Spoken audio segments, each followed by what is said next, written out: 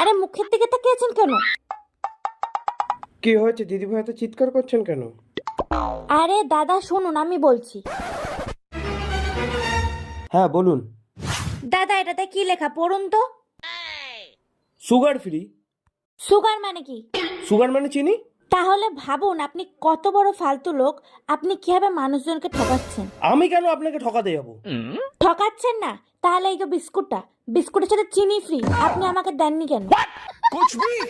নিজে লুটে পুটে খাচ্ছেন। আরে দিদি, সেটাও তো বাদ দিন, তারপরে এই যে তেলে কাঁচা লঙ্কা ফ্রি, হ্যাঁ সেটাও আপনি আমাকে দেননি। কই দেখি।